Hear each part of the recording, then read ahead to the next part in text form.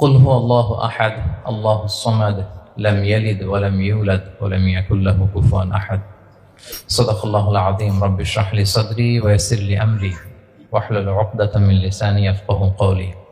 প্রিয় ভাইরা, আপনারা জানেন যে এই রমাদানে আমরা একটি কোরআন সিরিজ করছি। তার এই ধারাবাহিকতায় আজকে আমি সূরাতুল ইখলাস তেলাওয়াত করেছি। এই সূরার সংক্ষিপ্ত তাফসীর আজকে আমরা শুনবার চেষ্টা করব ইনশাআল্লাহ বিইذنিল্লাহ। সূরাতুল ইখলাস সবার মুখস্থ আছে না? মুসলিম তো অবশ্যই, অনেক অমুসলিমেরও মুখস্থ, অনেক হিন্দুরও সূরা ইখলাস মুখস্থ আছে জানেন। অনেক হিন্দু ভাইরা একই পাড়ায় একই সাথে সমাজে থাকার কারণে তারা সূরা ফাতিহা, ইখলাস এরকম দু চারটা দোয়া কালাম সূরা এদেরও মুখস্থ থাকে। সূরাতুল ইখলাস এমন একটা সূরা যেটা অনেক অমুসলিম ভাইদেরও মুখস্থ থাকে। খুব ছোট্ট সূরা। স্রষ্টার পরিচয় যে এত সহজ ভাষায় মাত্র 4টি বাক্যে দিয়ে দেয়া যায়, তার জলজন্ত প্রমাণ হচ্ছে এই সূরাতুল ইখলাস। মাত্র 4টি আয়াত। কয়টি? 4টি আয়াত দিয়ে আল্লাহ তাআলা স্রষ্টার পরিচয় খুবই চমৎকার ভাবে প্রিসাইজলি তিনি তুলে ধরেছেন। কোরআনের অনেক জায়গায় আল্লাহ তাআলা নিজের পরিচয় দিয়েছেন। যেমন সূরা বাকারার 255 নম্বর আয়াতে, মানে আয়াতুল কুরসির মধ্যে আল্লাহ তাআলা নিজের পরিচয় তুলে ধরেছেন।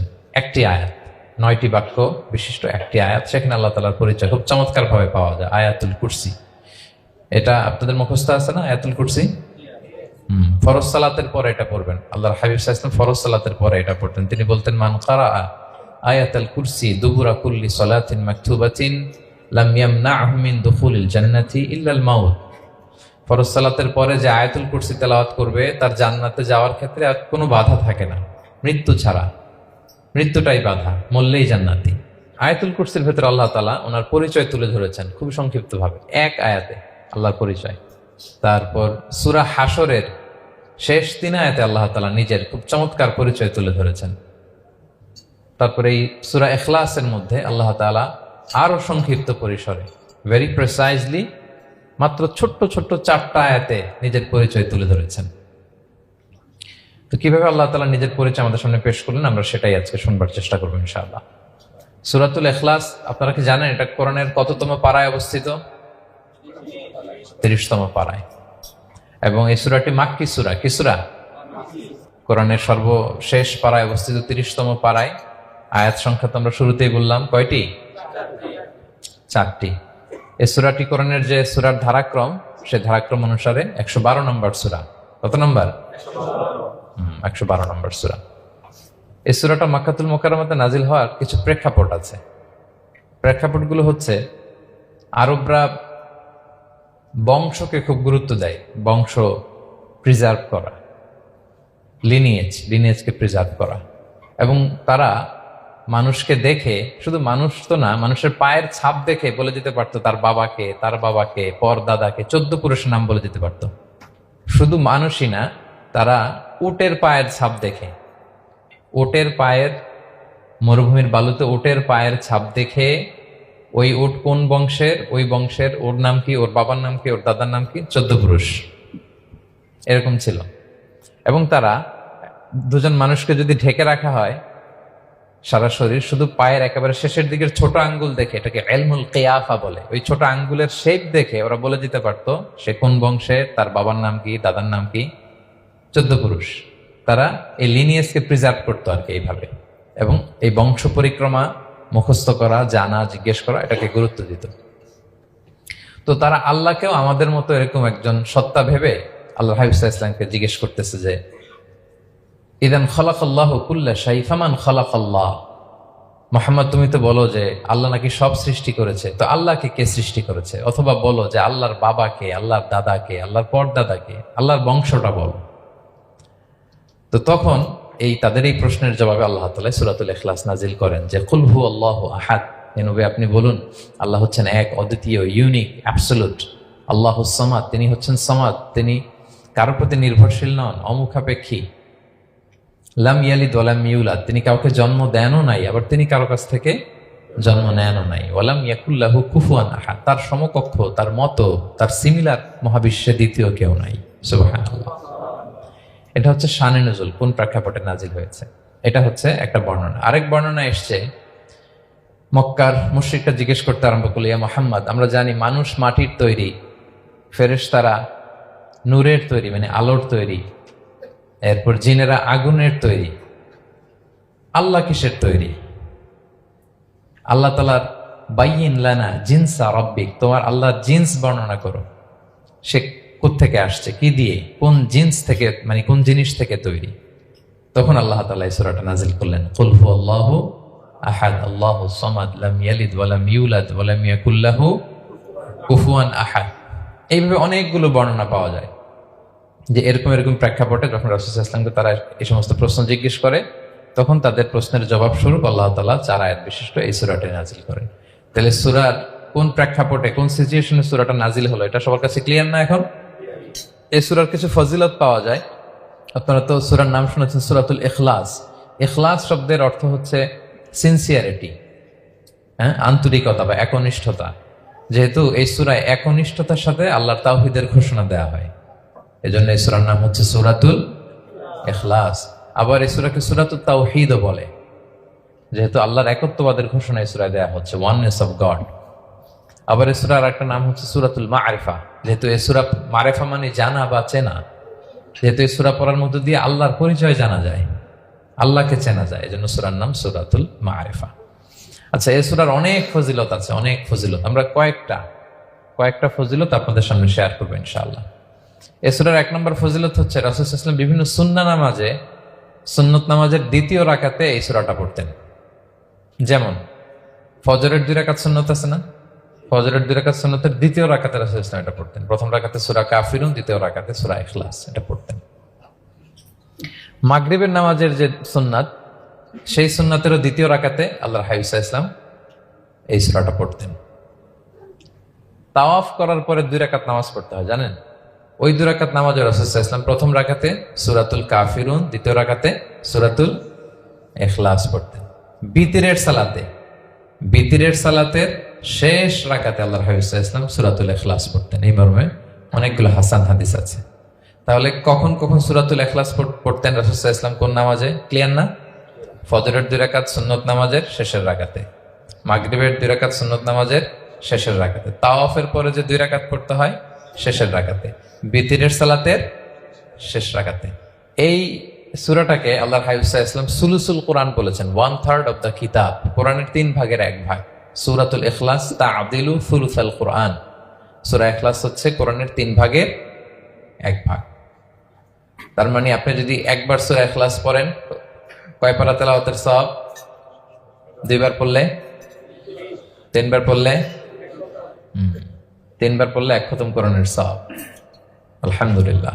কেউ কেউ বলেন যেহেতু আল্লাহর একত্ববাদের কথাবার্তা কোরআনে 1/3 মানে 1/3 জুড়ে আছে, সেহেতু সূরাতুল ইখলাস সুলুসুল কোরআন মানে হচ্ছে যে কোরআনের 3 ভাগের 1 ভাগে আল্লাহ যা নিয়ে কথা বলেছে সূরাতুল ইখলাসের ভিতরেই সেটা সংক্ষেপে চলে আসছে।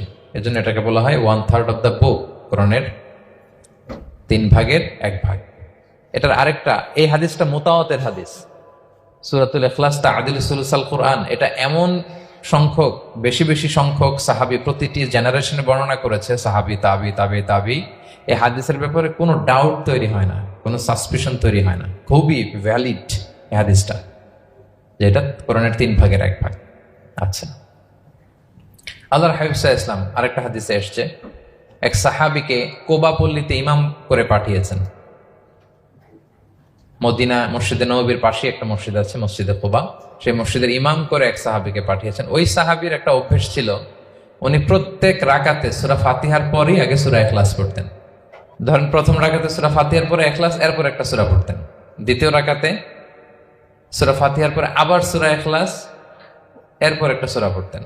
ধরেন যে জুমার নামাজ 2 রাকাত, উনি ফাতিহার পরে প্রথমে কোন সূরাটা পড়ে নিতেন, এরপরে অন্য যে কোনো একটা সূরা। দ্বিতীয় রাকাতে সূরা ফাতিহার পরে কোন সূরাটা প্রথমে পড়ে নিতেন? ইখলাসের। এইটাই ওনার স্বভাব। প্রত্যেক নামাজে যদি কোনো ইমাম সাহেব শুধু সূরা ইখলাস পড়ে, একটু খারাপ লাগবে না আমাদের? ওনার মুসল্লিদেরও তাই লেগেছে। ওনারা জিজ্ঞেস করলেন, তুমি এটা কেন করো? এরকম না করে স্বাভাবিকভাবে পড়ো। তো উনি বললেন, না, আমি এইভাবেই পড়বো, আমি যেভাবে পড়তেছি এইভাবেই পড়বো, পড়লে পড়ো, না হলে তোমাদের হিসাব তোমাদের। তো তারা যে রাসূল সাল্লাল্লাহু আলাইহি ওয়াসাল্লামের কাছে বিচার দিল যে, ইয়া রাসূলুল্লাহ, দেখেন একজন ইমাম আপনি আমাদের জন্য নির্ধারণ করেছেন, উনি প্রত্যেক রাকাতে সূরা ইখলাস পড়ে, ইন এভরি সিঙ্গেল রাকাত সূরা ইখলাস পড়ে। তো রাসূল সাল্লাল্লাহু আলাইহি ওয়াসাল্লাম তাকে ডাকলেন, ডেকে বললেন, ঘটনা কি? তুমি নাকি এরকম করো, প্রত্যেক রাকাতে ফাতিহার পরে আগে ইখলাস দিয়ে শুরু করো, কেন? কেন করো? সে বলতেছে, ইয়া রাসূলুল্লাহ, হ্যাঁ আমি আসলে এমনটা করি কারণ আমি এই সূরাটাকে বড্ড ভালোবাসি। কারণ ফিহি সিফাতুর রহমান, এই সূরার ভেতরে আল্লাহর পরিচয় মেলে, আল্লাহর পরিচয় পাওয়া যায়, যেন সূরাটাকে আমি বড্ড ভালোবাসি। রাসূল সাল্লাল্লাহু আলাইহি ওয়াসাল্লাম বললেন, ঠিক আছে, তোমার অভ্যাসের পরিবর্তন করার দরকার নাই। হুব্বুকা ইয়াহা ইউদখিলুকাল জান্নাহ, এই সূরার প্রতি তোমার এই ভালোবাসাই তোমাকে জান্নাতে প্রবেশ করাবে। আরেক বর্ণনায় এসেছে, তুমি যেমনি আল্লাহর পরিচয় থাকার কারণে সূরাটাকে ভালোবাসো, আল্লাহ জানিয়েছেন যেন তোমাকে জানাই আল্লাহও তোমাকে ভালোবাসে। ফিহি সিফাতুর রহমান, এই সূরার ভেতরে রহমানের পরিচয় পাওয়া যায়, আল্লাহ সুবহানাহু ওয়া তাআলার পরিচয় পাওয়া যায়। তো এই জন্য উনি প্রত্যেক রাকাতে সূরা ইখলাস পড়তেন। আরেকটা হাসান পর্যায়ের হাদিসে পাওয়া যায়, নবম হিজরিতে আল্লাহর হাবিব সাল্লাল্লাহু আলাইহি ওয়াসাল্লাম তাবুক যুদ্ধে অংশগ্রহণ করেছিলেন। আপনারা তাবুক যুদ্ধের নাম শুনেছেন? হ্যাঁ, নিশ্চয়ই শুনেছেন, যারা ইসলামের ইতিহাস, ইসলামের বায়োগ্রাফি নিয়ে পড়াশোনা করেছেন। তাবুক হচ্ছে অনেক দূরে মদিনা থেকে, খুব কষ্টের সফর ছিল। তখন খেজুর পেকে সবার ঘরে পাকা খেজুর উঠাতে হবে, আবার প্রচন্ড গরম, আবার সফরের দূরত্ব অনেক বেশি। এই সফরে মূলত কোনো যুদ্ধ সংগঠিত হয়, তাবুক যুদ্ধে কোনো যুদ্ধ হয় নাই। কয়েক সপ্তাহ লাগছে যেতে, কয়েক সপ্তাহ ফিরতে, এতটুকুই। জাস্ট কে পাক্কা ইমানদার আর কারা মুনাফেক, হিপোক্রিট, এটাকে ক্লিয়ার করার জন্য আল্লাহ তাআলা এই যুদ্ধের আহ্বান জানিয়েছেন যে যাও, অ্যাটাক করো, তাবুকে যাও। বিশাল বাহিনী, প্রায় বিশাল একটা বাহিনী যে তাবুকে চলে গেল। রাসূল সাল্লাল্লাহু আলাইহি ওয়াসাল্লাম যখন তাবুক যুদ্ধে ছিলেন, এই অভিযানে ছিলেন, তখন মদিনায় এক সাহাবী ইন্তেকাল করেন, নাম হচ্ছে মুআবিয়া ইবনে মুআবিয়া আল মুজহানি। তো উনি ইন্তেকাল যখন করলেন, রাসূল সাল্লাল্লাহু আলাইহি ওয়াসাল্লাম তো এত দূর থেকে এটা জানতেন না। জিবরাইল আলাইহিস সালাম এসে বললেন, ইয়া রাসূলুল্লাহ, মদিনাতে আপনার সাহাবী মুআবিয়া ইন্তেকাল করেছে। মুআবিয়া ইবনে আবি সুফিয়ান একজন সাহাবী আছে, উনি নয়, মুআবিয়া ইবনে মুআবিয়া আল মুজহানি।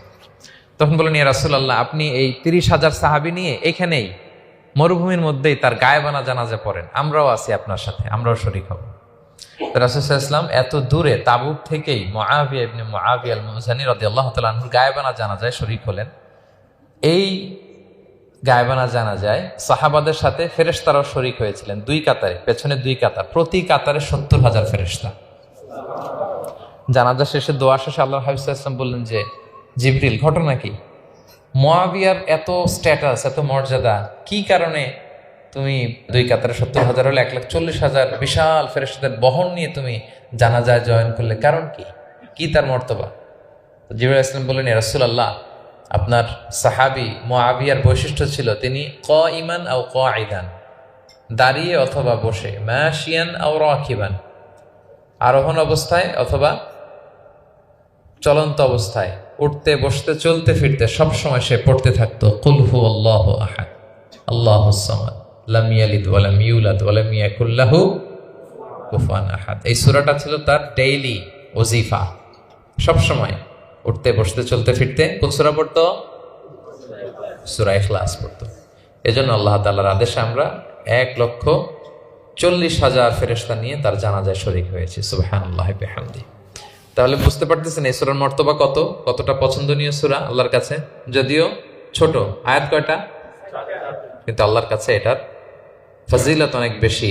প্রিয় ভাইরা, শুধু এখানেই শেষ নয়, আল্লাহর হাবিব সাল্লাল্লাহু আলাইহি ওয়াসাল্লাম সকালে, সন্ধ্যায়, ফজরের পরে, মাগরিবের পরে এবং বিছানায় ঘুমোতে যাওয়ার আগে তিনি সূরাতুল ইখলাস, সূরা ফালাক, সূরা নাস পড়ে হাতের মধ্যে ফু দিতেন, 2 হাত একসাথে মিলিয়ে এরকম ফু দিয়ে মাথা থেকে বডিতে যতটুকু সম্ভব তিনি মাসে করতেন।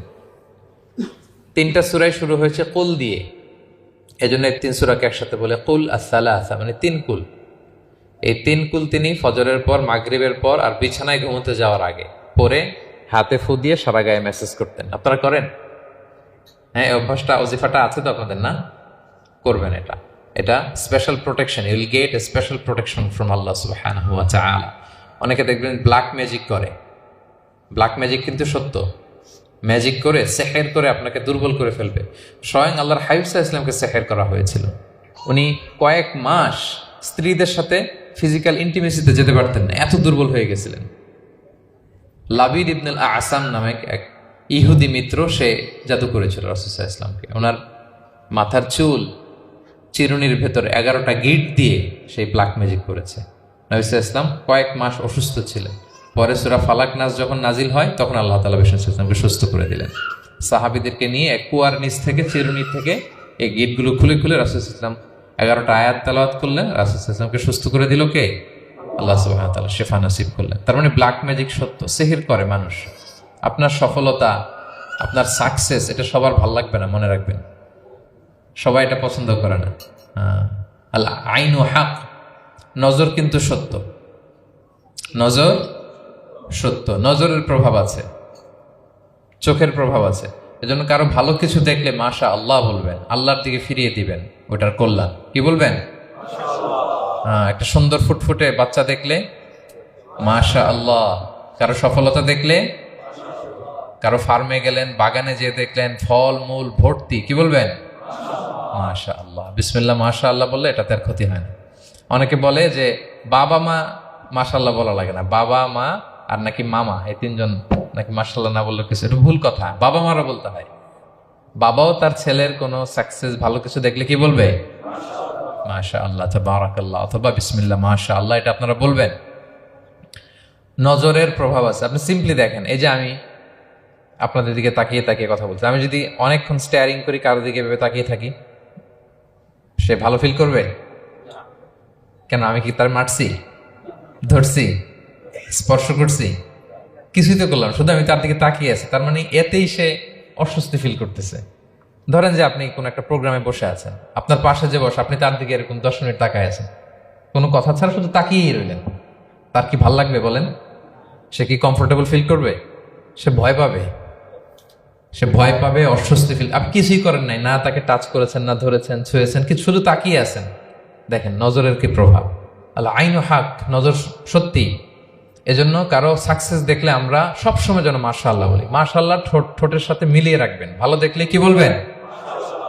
মাশাআল্লাহ, মাশাআল্লাহ, বিসমিল্লাহ মাশাআল্লাহ, মাশাআল্লাহ, তাবারাকাল্লাহ, এটা বলবেন।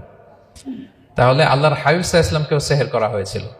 এজন্য এই সেহের থেকে, ব্ল্যাক ম্যাজিক থেকে, আইন মানে জেলাসি, মানুষের নজর দিয়ে যে হিংসা করে, এই জেলাসি থেকে, মিন শাররি হাসিদিন ইযা হাসাদ, হাসাদ থেকে, মিন কুল্লি মাকরুহিন ওয়া শুরুর, এসব ক্যালামিটি, ডিজাস্টার, এগুলো থেকে পানা হিসেবে আপনি এই ওয়াজিফাটা করবেন। 3 কুল, কুল আস-সালাসা, 3 কুল। আমার সাথে সাথে বলেন, কয় কুল? 3 কুল। কি কি? সূরাতুল ইখলাস, সূরা ফালাক, সূরা নাস। এই 3টা পড়ে ফজরের পর, মাগরিবের পর আর ঘুমোতে যাওয়ার আগে হাত দুইটাকে একসাথে করে পরে লম্বা একটা ফু দিয়ে মাথা থেকে মাসাজ করবেন সারা গায়ে। পারা যাবে ইনশাআল্লাহ বিইذنিল্লাহ। এবং আম্মা জান আয়েশা রাদিয়াল্লাহু তাআলা আনহা বলতেন, আমি যখন কখনো অসুস্থ হয়ে যেতাম, অসুস্থ হলে রাসূল সাল্লাল্লাহু আলাইহি ওয়াসাল্লামকে যে যখন কমপ্লেন করি, ইয়া রাসূলুল্লাহ আমি তো অসুস্থ, রাসূল সাল্লাল্লাহু আলাইহি ওয়াসাল্লাম আমাকে এই আমলটা করতে বলতেন। মানে আয়েশা, তুমি সূরাতুল ইখলাস, সূরা ফালাক, সূরা নাস পড়ে সারা গায়ে কি করো? ফু দাও। হ্যাঁ। আলী রাদিয়াল্লাহু তাআলা আনহু বর্ণনা করেন, আল্লাহর হাবিব সাল্লাল্লাহু আলাইহি ওয়াসাল্লাম একবার নামাজ পড়তেছেন, নামাজে তিনি সিজদারত অবস্থায়, ইন দ্য মিন টাইম লাদাগাতহুল আকরা, একটা বিচ্ছু রাসূল সাল্লাল্লাহু আলাইহি ওয়াসাল্লামের আঙ্গুলে কামড় দিল। বিচ্ছুর কামড় খাইছেন? হ্যাঁ, কেমন লাগে? খুব আরাম লাগে? হ্যাঁ, খুব যন্ত্রণা হয়, অনেক যন্ত্রণা হয়। রাসূল সাল্লাল্লাহু আলাইহি ওয়াসাল্লামকে যখন কামড় দিল নামাজরত অবস্থায়, রাসূল সাল্লাল্লাহু আলাইহি ওয়াসাল্লাম খুব যন্ত্রণা পেলেন, ব্যথা পেলেন। এই বিচ্ছুটারে লানত করলেন। সাধারণত লানত করতেন না, তিনি বলতেন লানাতুল্লাহি আলাল আকরা, এই বিচ্ছুর উপর লানাত, লা ইয়াদাউ নাবিয়ান ওয়ালা গায়রা। এই বিচ্ছু নবীও চিনে না, মানুষও চিনে না, মানে কোথায় কামড় দিতে হবে এটাও বুঝতেছে না। শুধু নবী না, সব নবীদের নবী, ওনারা কামড় দিয়ে ফেলছে। আল্লাহর পক্ষ থেকে পরীক্ষা ছিল, কেয়ার করা। উনি ভর্ৎসনা করলেন, লানত করে বললেন, নবীও চিনস না, মানুষও চিনস না, কামড় দিয়ে খুব কষ্ট পাচ্ছেন তিনি। তো আল্লাহ হাবিব সাল্লাল্লাহু আলাইহি ওয়াসাল্লাম বললেন, যাও গরম পানি আর লবণ নিয়ে আসো, এনে এটার মধ্যে ঢালো। তো ঢালতে আরম্ভ করলো। লবণ কিন্তু খুবই ব্যথানাশক, pain killer, natural pain killer. এটার মধ্যে সোডিয়াম ক্লোরাইড আছে, তো এটা গরম করে লবণ মিশিয়ে দিলে যে কোনো ব্যথাটা সাথে সাথে ভালো হয়ে যায়।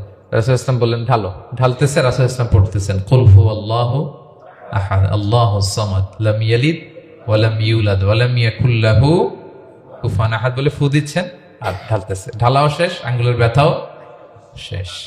তাহলে রাসূল সাল্লাল্লাহু আলাইহি ওয়াসাল্লামের একটা চিকিৎসা পদ্ধতি আপনারা জানলেন, তিব্বে নাবাবী, যে সাপ বিচ্ছু কিছু ধ্বংসন করলে ওখানে কুসুম, ওয়ার্ম ওয়াটার, লবণ দিয়ে ওয়ার্ম ওয়াটার করে সেখানে ঢালতে হবে। আর কোন সূরা পড়তে হবে? কুল হুয়াল্লাহু আহাদ আল্লাহুস সামাদ লাম ইয়ালিদ ওয়া লাম ইউলাদ ওয়া লাম ইয়াকুল লাহু কুফুয়ান আহাদ, এটা পড়তে হবে। তাহলে এই সূরার ফজিলত কি জানতে পেরেছেন আপনারা? ক্লিয়ার তো না? আমি রিপিট করি কি কি ফজিলত বললাম। রাসূল সাল্লাল্লাহু আলাইহি ওয়াসাল্লাম ফজরের নামাজের সুন্নাতে, মাগরিবের সুন্নাতে, তাওয়াফের পরের সুন্নাতে, ভিতরের শেষ রাকাতে সূরাতুল ইখলাস পড়তেন। রাসূল সাল্লাল্লাহু আলাইহি ওয়াসাল্লাম সূরাটাকে সুলুসুল কোরআন, 1/3 অফ দ্য কিতাব বলেছেন। কোরআনের কয় ভাগের এক ভাগ? এবং এক সাহাবীর ঘটনা তো শুনলাম, সে সব নামাজে সূরা ইখলাস পড়তো। মুসল্লিরা কমপ্লেন করার পরেও সে পড়লো। রাসূল সাল্লাল্লাহু আলাইহি ওয়াসাল্লাম বললেন কেন পড়ো? বলে যে ফিহি সিফাতুর রহমান, এই সূরায় আল্লাহর পরিচয় আছে, এই সূরাটা বড্ড ভালো লাগে। তো রাসূল সাল্লাল্লাহু আলাইহি ওয়াসাল্লাম বললেন এই সূরার প্রতি তোমার ভালো লাগাই তোমাকে জান্নাতে নিয়ে যাবে। আরেক বর্ণনায় যে তুমি যেমনি আল্লাহর কারণে এই সূরাকে ভালোবাসো, আল্লাহও জানিয়েছেন তিনি তোমায় ভালোবাসেন। এরপর মুআবিয়া ইবনে মুআবিয়া আল মুজানির হাদিস শুনলাম, তিনি উঠতে বসতে চলতে ফিরতে সবসময় কোন সূরা পড়তেন? সূরাতুল ইখলাস। ফলে আকাশ থেকে 1,40,000 ফেরেশতা এসে দুই কাতারে 70,000 করে ওনার গায়েবানা জানাজায় অংশগ্রহণ করেছেন। এবার বলেন এটা কি আপনারা কি ওয়াজিফা বানাবেন? হ্যাঁ, বানাবেন ডেইলি ওয়াজিফা। মেক ইট ইউর ডেইলি ওয়াজিফা। রিসাইট সূরাতুল ইখলাস every day, specially in the morning and evening. তাহলে সূরার ইন্ট্রোডাক্টরি ডিসকাশন শেষ, নাজিলের প্রেক্ষাপট শেষ, ফজিলত শেষ।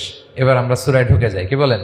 আউযু বিল্লাহি মিনাশ শাইতানির রাজিম, বিসমিল্লাহির রহমানির রহিম।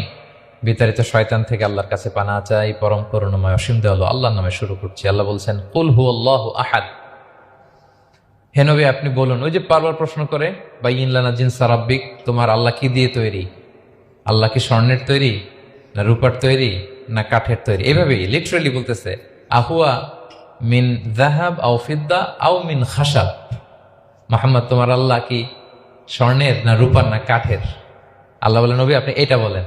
কুল, নবী আপনি বলুন হুয়াল্লাহু আহাদ, আল্লাহ হচ্ছে এক। তোমরা যেরকম আল্লাহকে ভাবো আল্লাহ আসলে ওই রকম নয়। আল্লাহর সত্তাটা আমাদের মতো নয়, সৃষ্টিগত সত্তার মতো নয়। আমরা এটাতে প্রায় ভুল করে ফেলি। অনেকে এমন এমন প্রশ্ন করি আল্লাহর সাথে, মনে হয় যেন আল্লাহ আমার একেবারে, আমরা নিজেরা যেরকম ওই রকম। কিন্তু স্রষ্টা যে সৃষ্টি জগতের অনেক ঊর্ধ্বে, এটা আমরা বুঝি না। তিনি সময়ের ঊর্ধ্বে, তিনি স্থানের ঊর্ধ্বে, তিনি কালের ঊর্ধ্বে, সবকিছুর ঊর্ধ্বে। যেমন আমাদের 3টা কাল আছে, হ্যাঁ, অতীত, তারপর বর্তমান যেটাকে ধরা যায় না, প্রতি সেকেন্ডে ন্যানো সেকেন্ডে এটা অতীত হয়ে যাচ্ছে, আর যেটা সামনে ঘটবে এটা কি? ফিউচার, ভবিষ্যৎ। তা আল্লাহরও কি এরকম অতীত বর্তমান ভবিষ্যৎ আছে? সময়টা আমাদের জন্য, উনি তো সময়ের স্রষ্টা, ওনার সাথে আপনি সময় সেট করতে পারবেন না, উনি সময়ের ঊর্ধ্বে। ফলে উনি এই ইবলিস যে আদেশ ভঙ্গ করা, আদম আলাইসাল্লাম এবং হাওয়া আলাইসাল্লাম পৃথিবীতে আসা, নূহ, দাউদ, হুদ, সালেহ থেকে শুরু করে এই একের পর এক নবী, শেষ নবী, বর্তমান সময়, ভবিষ্যৎ, দাজ্জাল, কিয়ামত, সব তিনি এট এ গ্ল্যান্সে দেখেন, একবারে ওনার চোখের সামনে। আমাদের মতো অতীত বর্তমান ভবিষ্যৎ ওনার নাই। আমরা যেমনি ভাব প্রকাশের জন্য ভাষা লাগে, এই যে আমি বাংলায় কথা বলতেছি আপনারা বুঝতেছেন, হ্যাঁ, মালাইরা যারা মালাইতে কথা বলে, ইংলিশরা ইংরেজিতে কথা, চাইনিজে কথা বলে, ভাষা, উনি ভাষার স্রষ্টা, ফলে ওনার ভাষাও লাগে না। কিন্তু উনি বোঝানোর জন্য একটা ভাষা ইউজ করে আমাদের জন্য সহজ করে দিয়েছেন। একটা ভাষায় না বললে তো আমরা বুঝবো না, ফলে উনি আরবি ভাষায় কোরআনটাকে নাজিল করেছেন যাতে আমরা বুঝি। কিন্তু উনি ভাষার মুখাপেক্ষী না, ওনাকে সময়, কাল, ভাষা কোনো কিছু দিয়ে বাধা যায় না, উনি সবকিছুর ঊর্ধ্বে, সবকিছুর ঊর্ধ্বে। এবং আল্লাহ কোথায় আছেন? আমরা বলি যে আরশের উপরে আছেন। সেখানে ওই এরিয়াটা হচ্ছে লা জামান লা মাকান, ওখানে সময়, তারপর কাল, এগুলো ওখানে যায় না। আল্লাহর সাথে প্রশ্নগুলো একেবারেই অবান্তর। ফলে আমরা যে প্রশ্নগুলো হুট করে না বোঝার কারণে করে ফেলি, যেহেতু আমাদের খুব সীমিত জ্ঞান, ফলে আমরা সৃষ্টির সাথে স্রষ্টাকে গুলিয়ে ফেলি। কিন্তু উনি কিন্তু আমাদের মতো নন। এজন্য আল্লাহ বলেন যে আমাকে জিজ্ঞেস করে যে আমি লোহার তৈরি, না স্বর্ণের তৈরি, না রূপার তৈরি, নাকি পাথরের তৈরি বা কাঠের তৈরি, তুমি বলো কুল হুয়াল্লাহু আহাদ। হে নবী আপনি বলুন আমি হচ্ছি এক, একক, অদ্বিতীয়। আরবিতে এক বলতে আরবিতে ওয়াহেদ শব্দ ব্যবহার করে, আহাদ ব্যবহার করা হয় না। ব্যক্তির গুণ হিসেবে কখনো আহাদ ব্যবহার করা হয় না। এটা কেবলমাত্র শুধুমাত্র একমাত্র আল্লাহ তাআলার জন্য ব্যবহার করা হয়, তিনি আহাদ। আহাদ কারণ ওয়াহেদ শব্দের ওয়াহেদাতুন হয়, মানে পুরুষবাচক হয়, স্ত্রীবাচক হয়, কিন্তু আহাদের আর কিছু হয় না, আহাদ আহাদি। আল্লাহ শব্দটাই এরকম, আল্লাহ শব্দটাই এরকম। যেমন ঈশ্বরের ঈশ্বরী হয়, ভগবানের ভগবতী হয়, গডের গডেস হয়। আল্লাহর এরকম স্ত্রীবাচক কিছু আছে? কিছু নাই। আল্লাহ বলেন ইন্নানি আনাল্লাহু লা ইলাহা ইল্লা আনা ফা'বুদনি ওয়া আকিমিস সালাতা লিযিকরি। নিশ্চয় আমি আল্লাহ। মুসা আলাইহিস সালামকে প্রথম যে প্রত্যাদেশ রেভেলেশন দিয়েছিলেন মুকাদ্দাসে তুয়ার পাশে, তুর পাহাড়ের পাদদেশে, ওখানে প্রথম মুসা আলাইহিস সালাম আল্লাহর সাউন্ড তখন তিনি শুনেছিলেন। এবং আল্লাহর সাউন্ডটাও আমাদের সাউন্ডের মতো নয়। যেমন আমি এদিক থেকে কথা বললে আপনি এই পাশ থেকে শুনবেন, এদিক থেকে কথা বললে এদিক থেকে আমাকে ডাক দিলে এদিকে, তার মানে আমি দিকের সাথে সম্পৃক্ত। আল্লাহর এটা এরকম না। মুসা আলাইহিস সালাম তিনি যখন আল্লাহর কথা শুনলেন তিনি বললেন যে একটা সাউন্ড শুনলাম, এটা চারদিক থেকে শোনা যায়, চারদিক থেকে শোনা যায়। এবং তিনি ওনার প্রেগনেন্ট স্ত্রীকে নিয়ে মাদিয়ান ক্রস করে ইজিপ্টের বর্ডারে ঢুকবেন। ইন দ্য মিন টাইম আল্লাহ তাআলা ওই সময়টাকে চুজ করেছেন যে তাকে এখন নবী বানাবো, তাকে রেভেলেশন দিব। তো তিনি দেখলেন যে ইন্নী আনাস্তু নারান, আমি ওই যে লাআল্লি আতিকুম মিনহা বিকাবাসিন আও আজিদু আলান নারি হুদা, স্ত্রীকে দাসীকে বললেন যে একটু বসো, প্রচন্ড ঠান্ডা, ওই যে আগুন দেখা যায়, মনে হয় কেউ আগুন পোহাচ্ছে, আমি একটু আগুন নিয়ে আসি মশাল দিয়ে, তোমাদের আরাম লাগবে, একটু ওয়ার্ম আপ হবে। তো আগুনের কাছে যেয়ে দেখে সামনে যত যায় আগুন তত পেছায়। এবং আগুনটা সাধারণ আগুন না, একটা গাছ থেকে আগুন বেরোচ্ছে, কিন্তু ওই গাছের পাতা জ্বলে না, ডাল জ্বলে না, কিছুই হয় না। আসলে এটা আগুন না, এটা আল্লাহর নূর। আল্লাহর নূর সেখানে ফোকাস দেওয়া হয়েছে। এবং আল্লাহর নূরও আমাদের নূরের মতো না। নূর মানে লাইট। নূর মানে কি? লাইট। সো এই যে আমরা যে লাইট দেখি এই লাইটের মতো না। কারণ আল্লাহর এই নূরের কাবার দেয়া হচ্ছে আবার নূরের পর্দা দিয়ে। পর্দা দেয়া হয় সাধারণত আলোকে আটকানোর জন্য, কিন্তু আল্লাহর যে পর্দা, হিজাবের কথা বলা হয়েছে, ওই পর্দাটাও আলোর পর্দা। আমাদের সাথে মিলালে হবে? আমরা ঘরে পর্দা টাঙাই কি থামাতে বলেন তো? আলো থামাতে। আর আল্লাহর যে হেজাব পর্দাগুলো কিসের? আলোর, নূরের। সো কশ্চিন কালেও আপনি সৃষ্টির সাথে স্রষ্টাকে মিলাবেন না। আমরা ভুল করে অনেক সময় এরকম অবান্তর প্রশ্নগুলো করি। তো আল্লাহ তখন মুসা আলাইহিস সালামকে প্রত্যাদেশ করলেন যে ইন্নানি আনাল্লাহ লা ইলাহা ইল্লা আনা ফা'বুদনি, আমি আল্লাহ। আমি কি? আল্লাহ। এই আল্লাহ নামটা আল্লাহ নিজেই রেখেছেন। আমাদের নাম রাখে আমাদের বাবা দাদা, আল্লাহর তো বাবা দাদা কেউ নাই। আল্লাহর নাম কে রেখেছে? আল্লাহ নিজেই রেখেছেন। ফা'বুদনি, আমার ইবাদত করো, ওয়া আকিমিস সালাতা লিযিকরি। তাহলে এখানে প্রথম আয়াতেই শিরকের উপর কুঠারাঘাত করা হয়েছে, শিরকি আকীদাকে লন্ডভন্ড করে দেয়া হয়েছে এবং বোঝানো হয়েছে আল্লাহ হচ্ছেন এক, অদ্বিতীয়, একক। কারণ আমরা যত ইবাদত করি এর মধ্যে যদি শিরকের স্পর্শ থাকে আমাদের ইবাদত ভ্যানিশ হয়ে যাবে, এটার কোনো দাম নাই। লা ইন আশরাকতা লা ইয়াহবাতান্না আমালুক ওয়া লা তাকুনান্না মিনাল খাসিরিন। আল্লাহ বলেন যদি শিরক করো তাহলে তোমার সব আমল বাতিল হয়ে যাবে, তোমার রোজা, নামাজ, হজ, যাকাত, জিকির কিছু থাকবে না। এজন্য শিরক যাতে কখনো আমাদের না হয়, শিরকের সাথে যেন আমাদের সম্পর্ক না থাকে। ইন্নাল্লাহা লা ইয়াগফিরু আন ইউশরাকা বিহি ওয়া ইয়াগফিরু মা দুনা যালিকা লিমান ইয়াশা। আল্লাহ সব মাফ করেন কিন্তু শিরকের গুনাহ মাফ করেন না। কি মাফ করে না? হ্যাঁ, এজন্য শিরকের সাথে আমাদের কোনো সম্পর্ক নাই। দেখেন আমরা যখন নামাজে দাঁড়াই, আমরা তাকবীরে তাহরিমা বাঁধার পরে কি পড়ি? ওয়াজ্জাহতু ওয়াজহিয়া লিল্লাযী ফাতারাস সামাওয়াতি ওয়াল আরদা হানিফা ওয়া মা আনা মিনাল মুশরিকিন। দেখেন নামাজে দাঁড়ালে আগে ক্লিয়ার করে নিতে হয় যে আল্লাহ ওয়া মা আনা মিনাল। এই যে লক্ষ লক্ষ হাজী সাহেবরা যায় ইজহার রিদা পড়ে, ওখানে কি পড়ে? লাব্বাইক আল্লাহুম্মা লাব্বাইক লাব্বাইক লা, আগে হিসাব ক্লিয়ার যে আল্লাহ শিরকের সাথে ছিটেফোঁটা সম্পর্ক আমাদের নাই। হ্যাঁ, আমরা একনিষ্ঠভাবে তোমার ইবাদত করি। তাহলে সূরাতুল ইখলাস বেসিক্যালি তাওহীদের একনিষ্ঠ ঘোষণার নাম, যেটার প্রথম আয়াত আল্লাহ তাআলা নবীকে বললেন যে হে নবী আপনি আমার পরিচয় দিয়ে দেন, আপনি বলুন কুল হুয়াল্লাহু আহাদ, আমি এক, একক, অদ্বিতীয়। কুল হুয়াল্লাহ, নবী আপনি বলুন তিনি হচ্ছেন আল্লাহ এবং তিনি হচ্ছেন আহাদ। আল্লাহ নামটার অনেকভাবে কোরআনে পরিচয় দিয়েছেন। আল্লাহ আলিফ লাম, লাম আলিফ ছাড়া, লিল্লাহ দিয়ে, লাম ছাড়া, লাহু দিয়ে, আপনি যেভাবেই বলবেন সেভাবে আল্লাহর পরিচয় পাওয়া যায়। লিল্লাহি মা ফিস সামাওয়াতি ওয়া মা ফিল আরদ, কোরআনের অনেক আয়াতে এসেছে। লাম বাদ দিয়ে দিলে লাহুল মুলকু ওয়া লাহুল হামদু ওয়া হুয়া আলা কুল্লি শাইইন কাদির। লাম বাদ দিয়ে দিলে হা দিয়ে আল্লাহর পরিচয় দিয়েছেন, হুয়া দিয়ে পরিচয় দিয়েছেন, হুয়াল্লাহুল্লাযী লা ইলাহা ইল্লা হু। তাহলে যেভাবে আপনি পরিচয় খুঁজতে যাবেন সেখানে আল্লাহর পরিচয় পাওয়া যাবে। আল্লাহ তাআলা বলছেন হুয়াল আউয়ালু ওয়াল আখিরু ওয়াল যাহিরু ওয়াল বাতিন ওয়া হুয়া বিকুল্লি শাইইন আলিম। তিনি প্রথম, তিনি শেষ, তিনি প্রকাশ্য, তিনি গোপন। তিনি প্রথম মানে কি? তিনি সূচনাহীন অতীত থেকে আছেন। দেখেন আমাদের সাথে মিলে না। আমাদের অতীতের একটা সূচনা থাকে, কি বলেন, আমার জন্মের একটা স্টার্টিং পয়েন্ট আছে না, যে এখান থেকে আমার অস্তিত্ব শুরু, এত সালে আমি, এত সালে আপনি। তার মানে আমাদের একটা স্টার্টিং আছে তো নাকি? আল্লাহ স্টার্টিং কবে থেকে বলেন? কবে থেকে? যে এই সময় থেকে উনি আল্লাহ। বলেন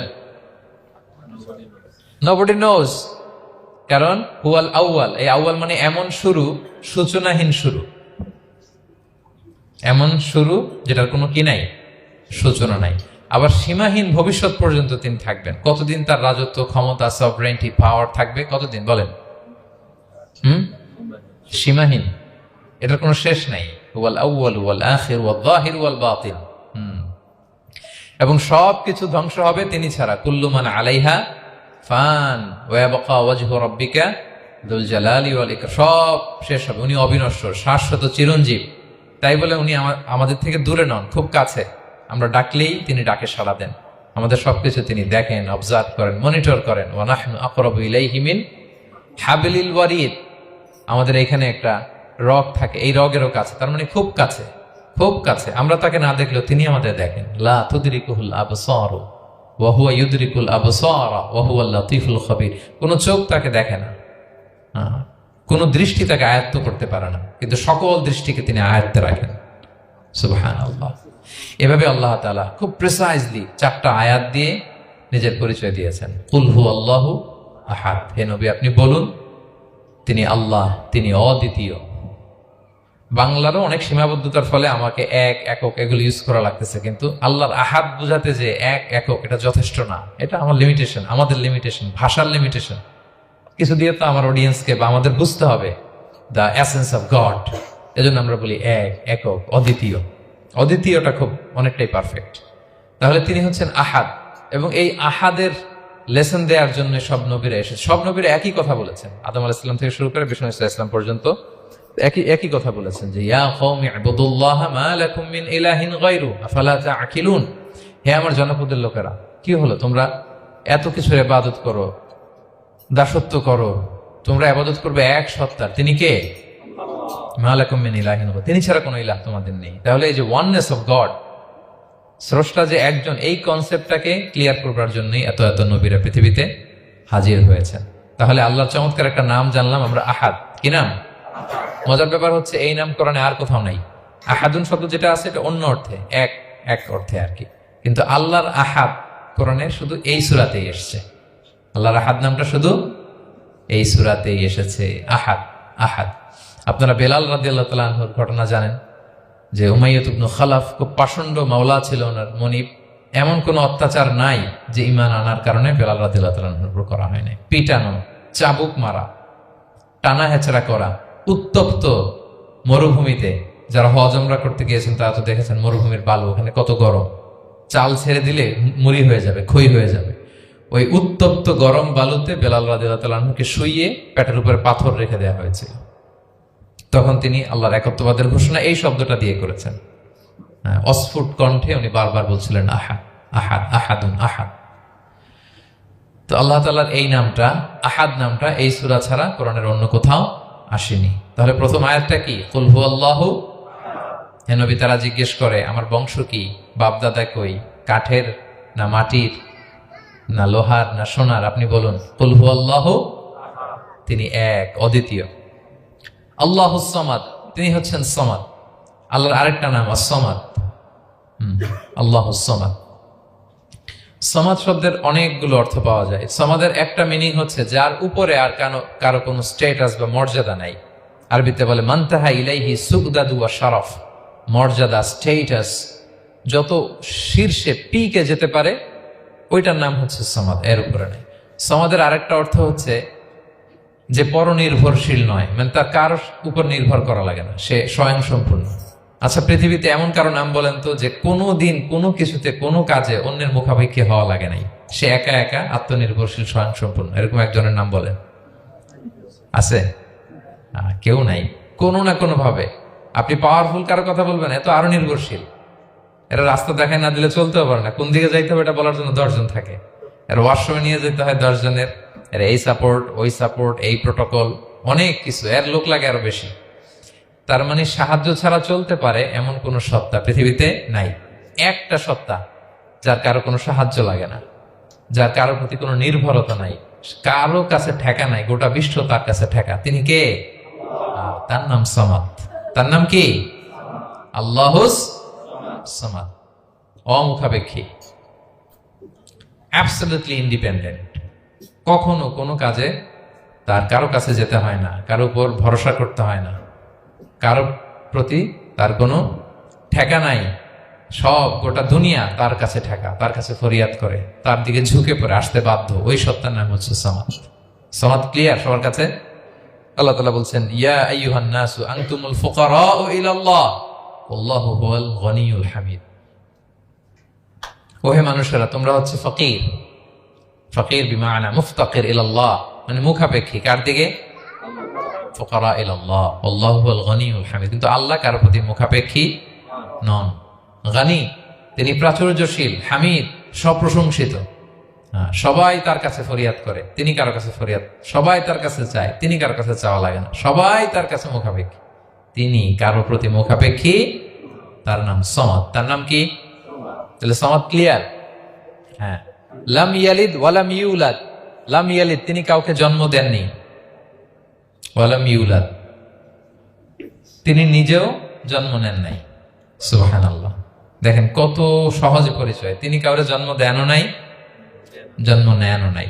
সুবহানাল্লাহ। আমাদের ধর্ম যে কত সুন্দর, এক আল্লাহর দিকে আমাদেরকে রেফার করা হয়েছে। অন্যান্য ধর্মের দিকে দেখেন কি আজীব কথা। খ্রিস্ট ধর্মে বলে আদম আলাইহিস সালাম পাপ করছে, ওই পাপের কারণে আমরা সবাই নাকি পাপী, জন্মাইলেই নাকি পাপী। ইসলাম বলে আমরা জন্মগ্রহণ করি মাসুম অবস্থায়, নিষ্পাপ। কিন্তু খ্রিস্টানরা কি বলে? আমরা পাপ নিয়ে জন্মাই, ফলে খোদার ছেলের দুনিয়াতে আসা লাগছে, এসে সবার পাপ নিজের কাঁধে নিয়ে শুলে চড়ছে, এরপরে খোদার সাথে যে বসে আছে।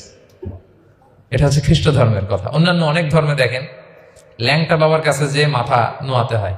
এরকম অনেক ধর্ম দেখছেন যে লোকটার চুলে জট বাঁধা, দাড়িতে জট বাঁধা, একেবারে উলঙ্গ, তার কাছে যে সবাই এরকম হাত পাতে। দেখছেন? দেখেন না আপনারা? নাকি শুধু আমি একাই দেখলাম? দেখছেন সবাই? আছে, কিন্তু আমি ধর্মের নাম বলতেছি না, কোনো ধর্মকে ছোট করা যাবে না, কিন্তু এরকম আছে। তো দেখেন কি সমস্ত অদ্ভুত নিয়ম কানুন। আগুন নিয়ে ওইখানে দৌড়াইতে হয়, এই করতে হয়, কিন্তু আমাদের এক সত্তার কাছে আমরা চাই। কোনো ভায়া লাগে না, মিডিয়েটর লাগে না, মধ্যস্থতাকারী লাগে না। আল্লাহ বলে ডাকের সাথে সাথে তিনি ডাকে সাড়া দেন। লাম ইয়ালিদ ওয়া লাম ইয়াকুল লাহু, জন্ম দেনও নাই, জন্ম নেনও নাই। মুশরিকরা বলতো আল মালাইকাতু বানাতুল্লাহ, তারা বলতো ফেরেশতারা নাকি আল্লাহর মেয়ে। নাউযুবিল্লাহ। ওয়া ক্বালাতিল ইয়াহুদু উযাইরুন ইবনুল্লাহ, ইহুদিরা বলতো উযাইর আলাইহিস সালাম আল্লাহর ছেলে। ওয়া ক্বালাতিন নাসারা আল মাসীহ ইবনুল্লাহ, আর খ্রিস্টানরা বলে ঈসা মাসীহ, ঈসা আলাইহিস সালাম উনি নাকি আল্লাহর ছেলে। নাউযুবিল্লাহ। আল্লাহ সবগুলো ভ্রান্ত ধারণার কবর রচনা করেছেন এই আয়াত দিয়ে। লাম ইয়ালিদ ওয়া লাম ইউলাদ, না না, এগুলো ভুল। ক্লিয়ার কাট শুনে রাখো, কান খাড়া করে জেনে রাখো। লাম ইয়ালিদ ওয়া লাম ইউলাদ, তিনি কাউকে জন্ম দেনও নাই, তিনি কারো কাছ থেকে জন্ম নেনও নাই। ইমাম আবু বকর আল বাকিল্লানি একজন বড়, অনেক বড় একজন দার্শনিক ছিলেন এবং তর্কবাগীশ ছিলেন, ইরাকের। নাম শুনেছেন কেউ? আবু বকর আল বাকিল্লানি। তো উনি কারো সাথে তর্ক লাগলে উনি খ্রিস্ট ধর্মের কত লোককে যে শাহাদা পড়াইছেন ওনার এই যৌক্তিক আলোচনা দিয়ে, তর্ক দিয়ে। সুবহানাল্লাহ। এক খ্রিস্টান পাদ্রী ওনারা প্রশ্ন করলো, তোমরা মুসলমানরা খুব রেসিস্ট। উনি বললেন কেন? বলছে তোমরা খ্রিস্টান মেয়ে বিয়ে করতে পারো, ইহুদি মেয়ে বিয়ে করতে পারো, মুসলিম কিন্তু ইহুদি মেয়ে, খ্রিস্টান মেয়ে শর্ত সাপেক্ষে, কিছু শর্ত আছে, ওই আলোচনা যাচ্ছে, শর্ত সাপেক্ষে বিয়ে করতে পারে আহলে কিতাব হলে। কিন্তু কোন খ্রিস্টানরা মুসলিম মেয়ে আমাদের মেয়েদেরকে বিয়ে করতে পারবে না, কোন ইহুদি আমাদের মেয়েকে বিয়ে করতে পারবে না। তো বলে তোমরা খুব রেসিস্ট, তোমরা আমাদের মেয়ে না, ওকে তোমাদের মেয়ে আমাদেরকে দাও না।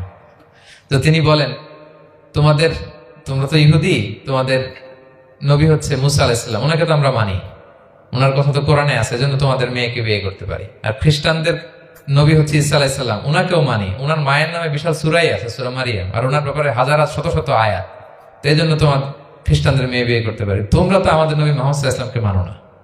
মুহাম্মদ সাল্লাল্লাহু আলাইহি ওয়াসাল্লাম যে শেষ নবী, এটা তোমরা মানার সাথে সাথে মুসলমান হয়ে যাবে, এরপর আমাদের মেয়েকেও তোমরা বিয়ে করতে পারবে।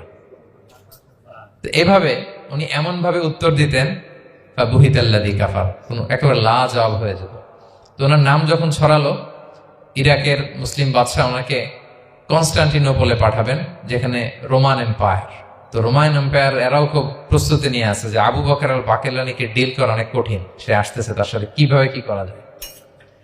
তো আপনারা জানেন যে খ্রিস্ট সমাজের নিয়ম হচ্ছে রাজার দরবারে ঢুকতে গেলে কুর্নিশ করে ঢোকা লাগে। কি করে? মাথা নত করে, এরকম নিচের দিকে করে রূপুর মতো করে এরপরে ঢোকা লাগে। তো এখন তারা প্ল্যান করতেছে যে আবু বকর বাকেল্লানি তো জীবনে আমার কুর্নিশ করবে না, এটা তো আমার জন্য অপমান হয়ে যাবে, কি করা যায় কি করা যায়। তো রাজার এক বড় উজির সে প্ল্যান করলো, একটা কাজ করেন, রাজ দরবারে তাকে যখন ঢোকানো হবে তার জন্য একটা স্পেশাল গেট বানানো হবে। দরজাটা ফুল হবে না, হাফ হবে, অর্ধেক। তো অর্ধেক দরজা দিয়ে যখন সে ঢুকবে সে তো বাধ্য মাথা নিচু করে ঢুকতে হবে, তাহলে রুকু হয়ে গেল, কুর্নিশ আপনাদের দেওয়া হয়ে গেল।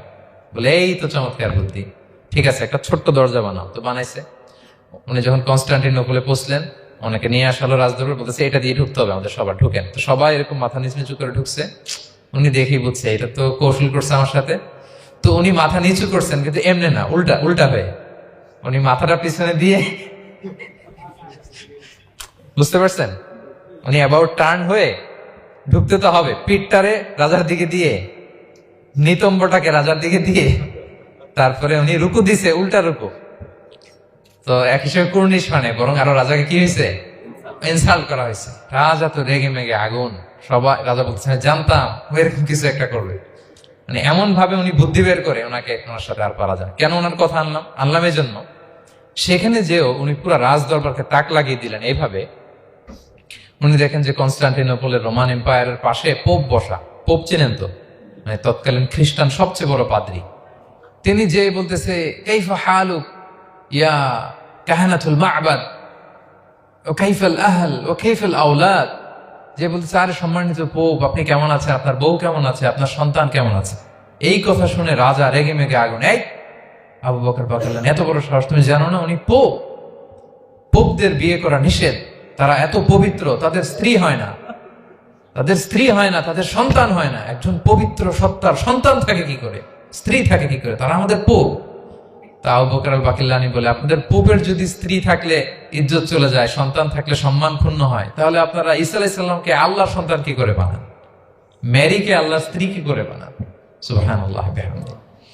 আল্লাহর সাথে আপনারা বউ সেট করতে পারেন, আল্লাহর সন্তান সাব্যস্ত করতে পারেন, কিন্তু আপনার পোপকে জিজ্ঞেস করলাম আপনার স্ত্রী কেমন আছে, আপনার বউ কেমন আছে, আপনার রেগে মেগে আগুন। এই কথা শুনে ওই ওদিকে যারা আছে সব শাহাদা পড়ে মুসলমান হয়ে গেছে।